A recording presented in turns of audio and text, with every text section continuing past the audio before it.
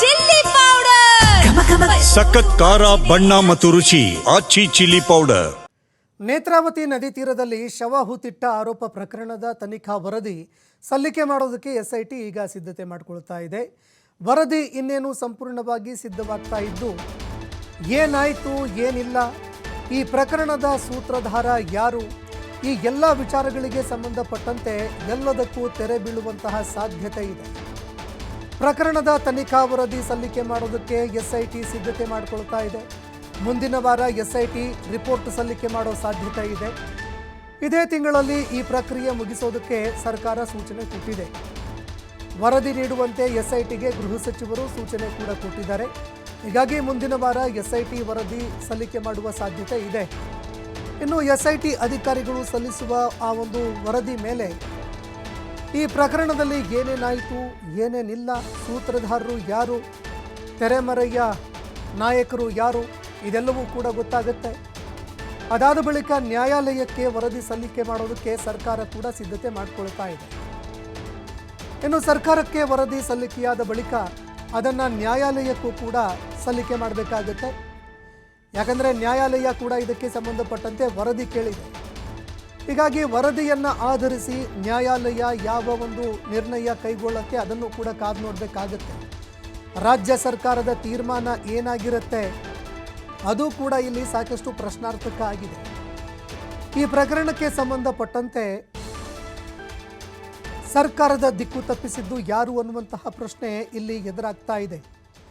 ಸರ್ಕಾರ ಎಸ್ಐಟಿ ಅಧಿಕಾರಿಗಳ ದಿಕ್ಕು ತಪ್ಪಿಸಿದ್ದು ಯಾರು, ಈ ಪ್ರಕರಣದ ಸೂತ್ರಧಾರರು ಯಾರು, ತೆರೆಮರೆಯಲ್ಲಿ ಇದ್ದು ಸಂಪೂರ್ಣ ಕತೆಗಳನ್ನು ಕಟ್ಟಿದವರು ಯಾರು, ಜೊತೆಗೆ ಚಿನ್ನಯ್ಯ ಹೇಳಿದ್ದಂತಹ ಕತೆಗಳು ಬುರುಡೆ ಕತೆಗಳ, ಅಂದರೆ ಕೇವಲ ಬುಡುಬುಡಿಕೆ ಬುರುಡೆಯ ಕತೆಗಳ ಅಥವಾ ಸತ್ಯ ಹೇಳಿದ್ನ ಅನ್ನುವಂತಹ ಪ್ರಶ್ನೆಗೆ ಉತ್ತರ ಸಿಗಬೇಕಾಗಿದೆ. ಹೀಗಾಗಿ ಈ ಪ್ರಶ್ನೆಗೆ ಉತ್ತರ ಹುಡುಕೋದಕ್ಕೆ ಅಧಿಕಾರಿಗಳು ಈಗಾಗಲೇ ಮುಂದಾಗಿದ್ದಾರೆ. ಜೊತೆಗೆ ಸಂಪೂರ್ಣ ಪ್ರಕರಣದ ಒಂದು ತನಿಖೆ ಮಾಡಿ, ಎಲ್ಲರನ್ನ ವಿಚಾರಣೆ ಮಾಡಿ, ಎಲ್ಲರ ಒಂದು ಸ್ಟೇಟ್ಮೆಂಟ್ಗಳನ್ನು ಪಡ್ಕೊಂಡು ಈ ಪ್ರಕರಣದಲ್ಲಿ ಅಸಲಿಗೆ ಆಗಿದ್ದೇನು, ಈ ಎಲ್ಲದಕ್ಕೂ ಸಂಬಂಧಪಟ್ಟಂತೆ ಮಾಹಿತಿಗಳನ್ನು ಕಲೆ ಹಾಕಿದ್ದಾರೆ. ಜೊತೆಗೆ ಸರ್ಕಾರ ಇದೇ ತಿಂಗಳಲ್ಲಿ ವರದಿ ಸಲ್ಲಿಕೆ ಮಾಡಬೇಕಂತ ಹೇಳಿದೆ. ಹೀಗಾಗಿ ಇದೇ ತಿಂಗಳಲ್ಲಿ ವರದಿ ಸಲ್ಲಿಕೆ ಮಾಡಬೇಕಾಗತ್ತೆ. ಒಂದು ವಾರದಲ್ಲಿ ವರದಿ ಸಲ್ಲಿಕೆ ಮಾಡುವಂತಹ ಸಾಧ್ಯತೆ ಇದೆ ಅನ್ನೋ ಮಾತುಗಳು ಕೂಡ ಕೇಳಿಬರ್ತಾ ಇದೆ. ಹೀಗಾಗಿ ರಾಜ್ಯ ಸರ್ಕಾರಕ್ಕೆ ವರದಿ ಸಲ್ಲಿಕೆಯಾದ ಬಳಿಕ ರಾಜ್ಯ ಸರ್ಕಾರ ಮುಂದೆ ಏನು ಮಾಡಬೇಕು ಅನ್ನುವಂತಹ ನಿರ್ಧಾರ ಕೈಗೊಳ್ಳುತ್ತೆ. ಆ ವರದಿಯನ್ನು ಆಧರಿಸಿ ಅದಾದ ನಂತರ ಈ ವರದಿಯನ್ನು ನ್ಯಾಯಾಲಯಕ್ಕೂ ಕೂಡ ಸಲ್ಲಿಕೆ ಮಾಡಲಾಗುತ್ತೆ.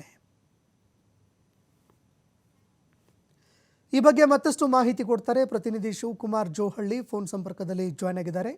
ಶಿವಕುಮಾರ್, ನೇತ್ರಾವತಿ ನದಿ ತೀರದ ಪ್ರಕರಣಕ್ಕೆ ಸಂಬಂಧಪಟ್ಟಂತೆ ಕೇವಲ ಬುಡುಬುಡಿಕೆ ಆಡಿಸಿದ್ದ ಬುರುಡೆ ಕಥೆನ ಅಥವಾ ಸತ್ಯ ಕಥೆನ ಅನ್ನುವಂತಹ ಒಂದು ಪ್ರಶ್ನೆ ಎದುರಾಗ್ತಾ ಇದ್ದರೆ, ಇದರ ಹಿಂದೆ ಇರುವಂತಹ ಸೂತ್ರಧಾರರು ಯಾರು ಅನ್ನುವಂತಹ ಪ್ರಶ್ನೆ ಕೂಡ ಎದುರಾಗಿತ್ತು. ಕೊನೆಗೂ ವರದಿ ಸಲ್ಲಿಸೋದಕ್ಕೆ ಇನ್ನೇನು ಸಮಯ ಕೂಡ ನಿಗದಿಯಾಗ್ತಾ ಇದೆ. ಹೀಗಾಗಿ ಈ ವರದಿ ಸಲ್ಲಿಕೆಯಾದ ಬಳಿಕವಾದರೂ ಯಾರು ಸೂತ್ರಧಾರರು ಅನ್ನುವಂತಹ ವಿಚಾರ ಬಯಲಿಗೆ ಬರುತ್ತಾ, ವರದಿ ಯಾವಾಗ ಸಲ್ಲಿಕೆ ಆಗುತ್ತೆ, ಈ ಬಗ್ಗೆ ಮತ್ತಷ್ಟು ಮಾಹಿತಿ ಕೊಡೋದಾದ್ರೆ. ಸಂತೋಷ್, ಈಗಾಗಲೇ ಧರ್ಮಸ್ಥಳ ತಲೆಬುರುಡೆ ಪ್ರಕರಣಕ್ಕೆ ಸಂಬಂಧಪಟ್ಟಂತೆ ಎಸ್ಐಟಿ ತನಿಖೆಯನ್ನ ಮಾಡ್ತಾ ಇದೆ. ನಿರಂತರವಾಗಿ ತನಿಖೆ ನಡೀತಾ ಇದೆ. ಸಾಕಷ್ಟು ಅಂಶಗಳನ್ನ ಸಂಗ್ರಹ ಮಾಡಿದೆ.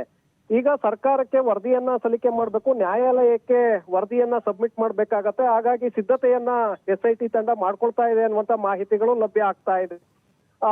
ಸರ್ಕಾರ ಕೂಡ ಈ ಮಾಸಾಂತ್ಯದೊಳಗೆ ನೀವು ವರದಿಯನ್ನ ಸಲ್ಲಿಕೆ ಮಾಡಿ ಅನ್ನುವಂತ ಸೂಚನೆಯನ್ನ ಕೊಟ್ಟಿದೆ ಅನ್ನುವಂತ ಮಾಹಿತಿಗಳು ಕೂಡ ಇದೆ ಎಸ್ಐಟಿ ತಂಡಕ್ಕೆ.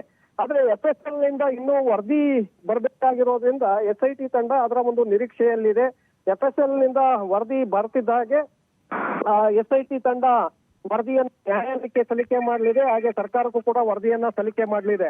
ಹಾಗಾಗಿ ವರದಿ ಸಲ್ಲಿಕೆಯಾದ ನಂತರ ವರದಿಯಲ್ಲಿ ಏನೆಲ್ಲ ಅಂಶಗಳನ್ನ ನೀಡಲಾಗಿದೆ ಮತ್ತೆ ತನಿಖೆಗೆ ಸಂಬಂಧಪಟ್ಟಂತೆ ಯಾವ ಕುತೂಹಲಕಾರಿ ವಿಷಯಗಳು ಇದೆ ಅನ್ನುವಂಥದ್ದು ಹೊರಗಡೆ ಬರುತ್ತೆ. ಹಾಗಾಗಿ ಶೀಘ್ರದಲ್ಲೇ ಬಹುತೇಕವಾಗಿ FSL ನಿಂದ ವರದಿ ಎಸ್ಐಟಿಗೆ ಸಿಗ್ತಿದ್ದ ಹಾಗೆ ಈಗಾಗಲೇ ಬಹುತೇಕವಾಗಿ ಪೂರ್ಣಗೊಳಿಸಿದೆ ಅನ್ನುವಂತ ಮಾಹಿತಿಗಳು ಕೂಡ ಇದೆ ತನಿಖೆಯನ್ನ.